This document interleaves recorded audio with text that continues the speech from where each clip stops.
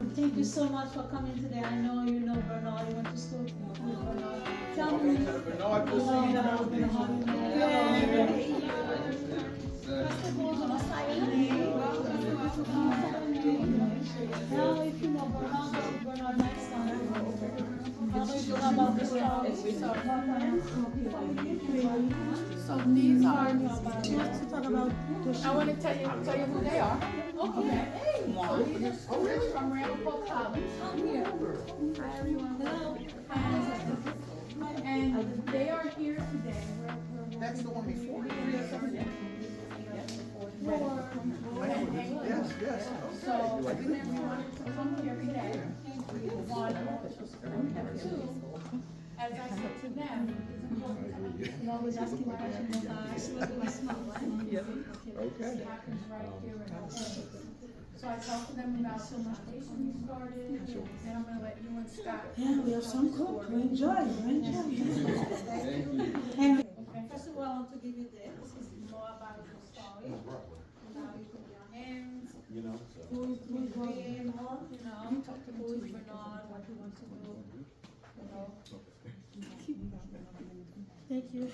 Good time for coming. Like I said, I'm a mother. I'm very emotional, you know.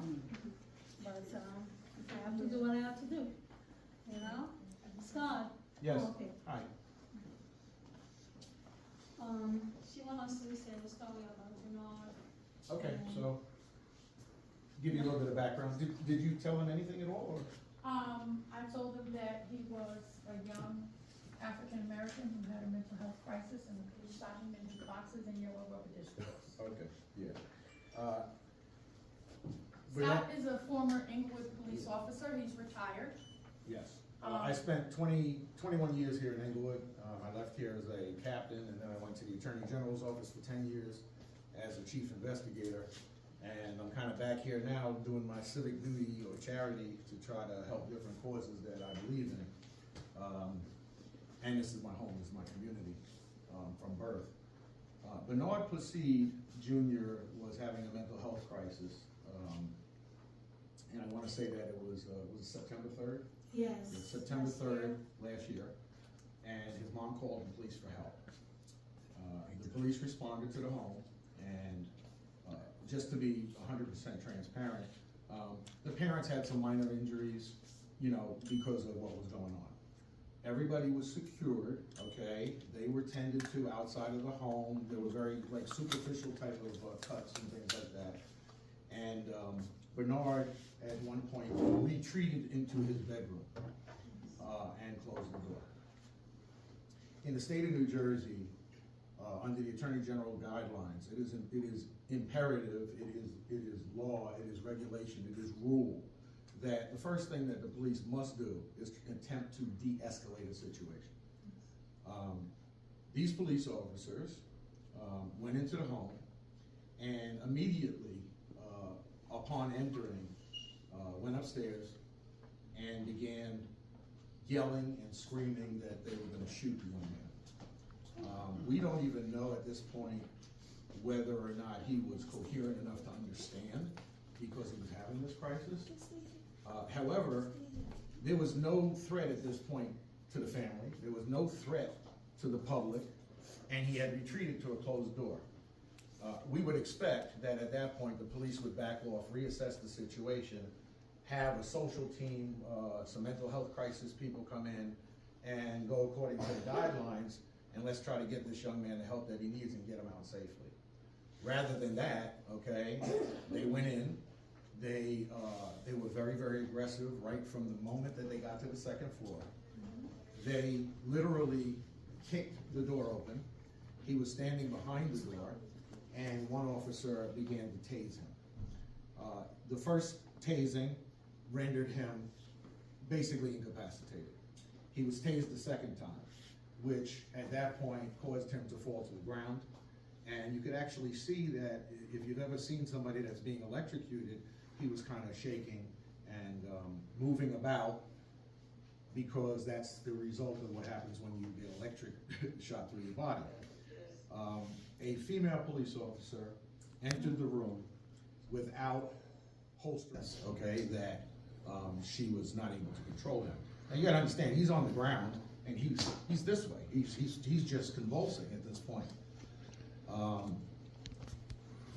Whether it was intentional or whether it was accidental, okay, she took her right hand and positioned her firearm in his rib area, his rib cage area, and shot him through the chest. And as a result, Mr. Placide was fatally wounded. We believe, based on the circumstances, that everything the police did in this matter, okay, was wrong, right from the telephone call all the way through to the point where the emergency services got there and could not tend to him because he was handcuffed. He was dead already, and he was still handcuffed. One of the other things that is required is that if a police officer shoots somebody or hurts somebody, the first thing they have to do is render first aid, because you're supposed to save life no matter what. Instead of the police officer doing that, she dropped her weapon and she ran out of the room. So I could go into more details, but that's the story of Mr. Placide's life. He was a young man, he had never been in trouble. He was getting ready to go to college to play football. And so in response to that, we and the family and friends have created the Bernard Placide Foundation in his memory. And it is our goal and our objective to be proactive, to be able to teach people and help people that are in mental health crisis, and specifically dealing with this type of situation with the police and so on and so forth. If you look around this county, if you look into Passaic County and around New Jersey, you probably have heard this has happened many other times, where somebody's locked in a room and they can't get them to come out and they end up dead. You know, and you have to ask yourself the question, why? Why does that happen? Why do they shoot them, right? Instead of, where are all the non-lethal methods that we can use, okay? Yeah, they tried to tase him. There were so many other things they could have done, right? But not even having somebody there to try to speak to him, to try to talk to him, to try to encourage him, you know, and so on. They spent no time doing that. So it's our position that Bernard was murdered. And thus, we give birth to this foundation, and we are hoping, okay, over the years, to be able to make an impact in this community and the rest of the world as far as mental health, the crisis, and how the police respond to it. That's our story. Any questions? Any Okay. So I shared with them how the Inglewood Police Department attempted to promote that officer to make her a detective, and the city's outcry about that prevented that from happening. But I think it's important for them as students to think about, why would that even be a consideration? Especially that their investigation isn't even complete, Right. So, right? anytime there's a shooting, the New Jersey State Attorney General's office comes in and they do an independent investigation. We have not had the results released, and it's been over a year and 4 or 5 months already that the shooting occurred. Now, we believe that the investigation's over and they're sitting on the information because they don't want to release it, because they're probably going to have to say this person was murdered. That being said, we can go on, you know, into the different various, you know, scenarios that should have occurred or would have occurred, and so on and so forth. The outcry by the community to stop this police officer being promoted, if you think about this for a moment, she is being investigated for a homicide, for a shooting, and the city would slap this family in the face and reward her with a promotion at this time. It's an outrage. You can think about it in your own terms. If something happened to one of your family members and you think those people were wrong or wronged your family member, and what they did was they promoted that person, rather than at least wait till the finality of the investigation and whether or not there's a clearing for that officer. So we feel very strongly that not just did the officer do what they did, not the other officers also failed in what they were supposed to do, but now we have the leadership. And the leadership has now shown us that they really just don't have any kind of empathy for a family if you're willing to promote somebody that's being investigated for a homicide. So that's that piece. Anybody have questions? Yes. Oh, yeah, that's, Yes, that's the young man there. Yes. his name is Bernard. His name was Bernard, yes. Okay? So the other thing I want you guys to think about is, if this happens to someone who was white, do you think the response would have been the same?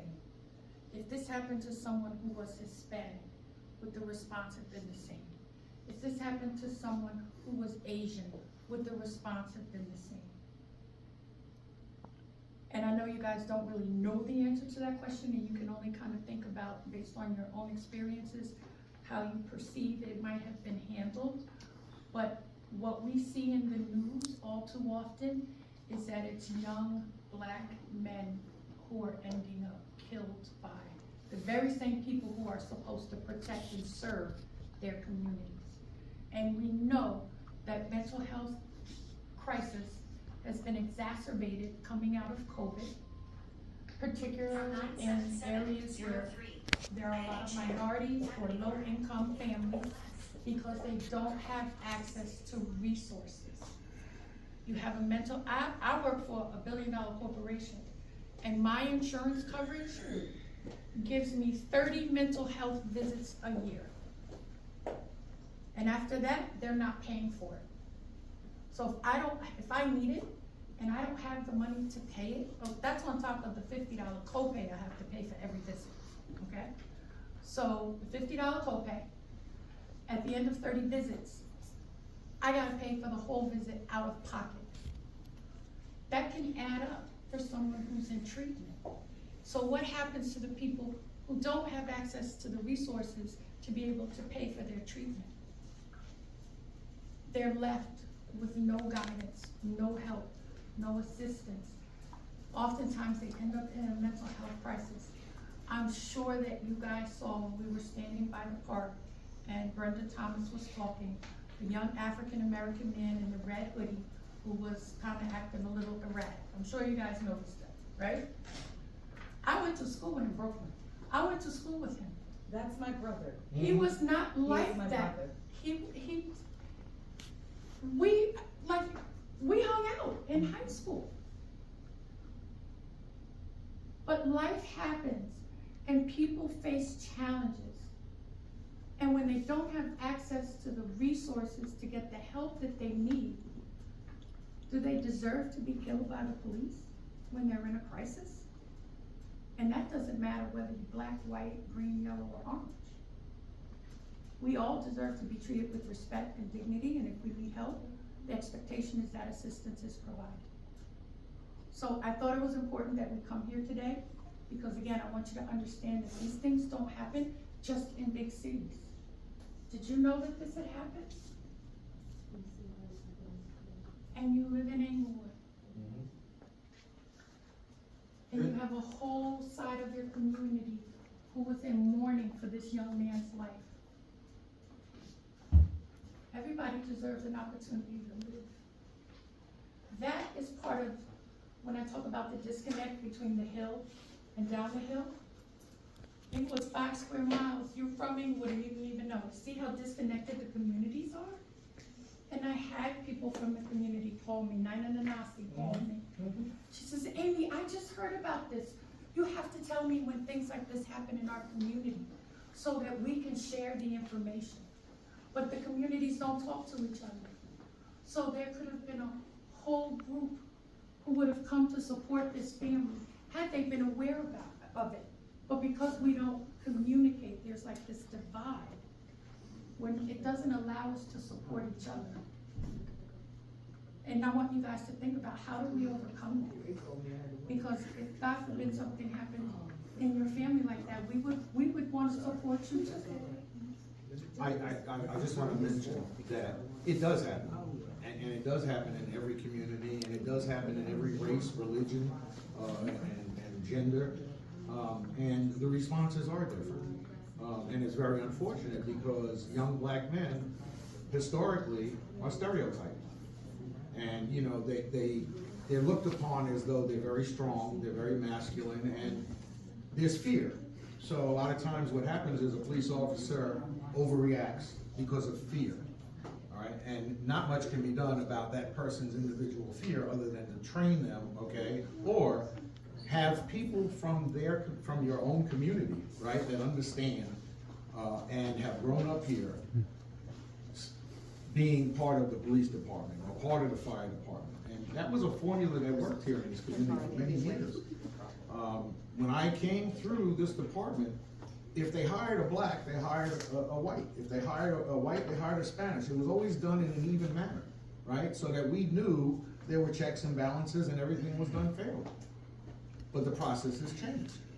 And since that change, okay, I'm gonna be very honest with you. We have some people, some police officers in this police department that never sat in a school next to a black kid.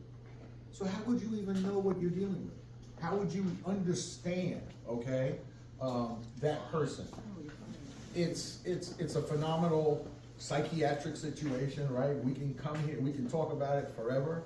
Read the newspapers. If you want to really understand, look and see what's going on. Black child killed in Placide by the police in Paterson, New Jersey. Black young man shot in Jersey City by the police with mental health crisis. And you have to ask yourself, okay, well, why when it happened in Teaneck and it was a Caucasian kid, did they spend 8 hours, okay, talking to him with social workers and doctors, and finally they talked him out and he's alive. But these young black men are not. And so I bring this to you just to give you something to think about, and so on and so forth. I thank you all for coming here and you know, understanding or getting a little bit of a knowledge as to, you know, what happened to Mr. Placide. And you all look like you're going to be very successful people. So good luck with your futures. Thank you. I got to go back to one minute. I had a question. Yes. So I was an activist back in grad school and worked on a lot of supporting a lot of cases like Tamir Rice and Tyree King, 13-year-old boys who were murdered in similar situations. And I know that we often, you know, with crises like these, are remembering these people at their worst moments. And I wonder if anybody could just say a little bit about Bernard, right? What he was like on his good days.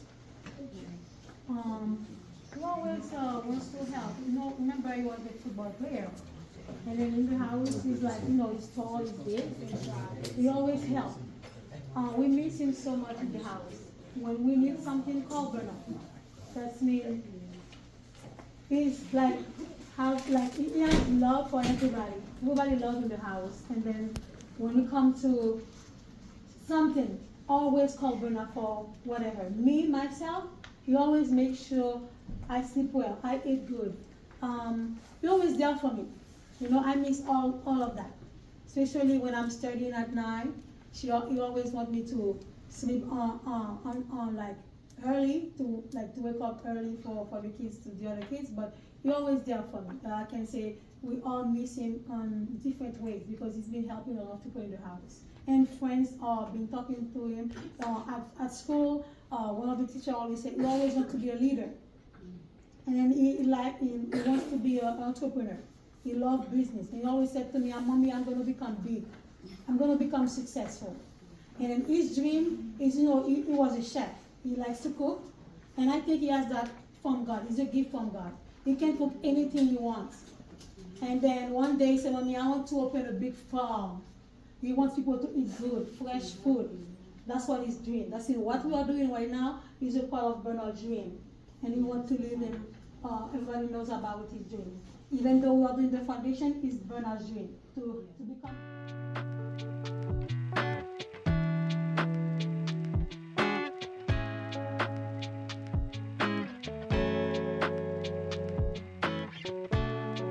Thank you so much for coming today. I know you know Bernard, you went to school with Bernard. Tell me, you know Bernard, you know how he was.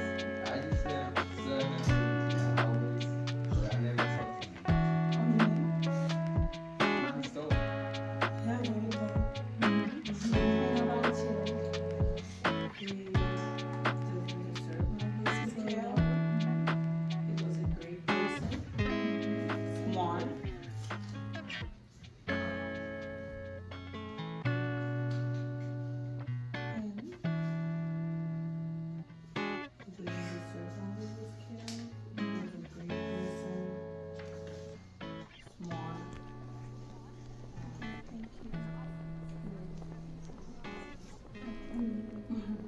He always asking question in class. He was very smart, right? Okay, like you said.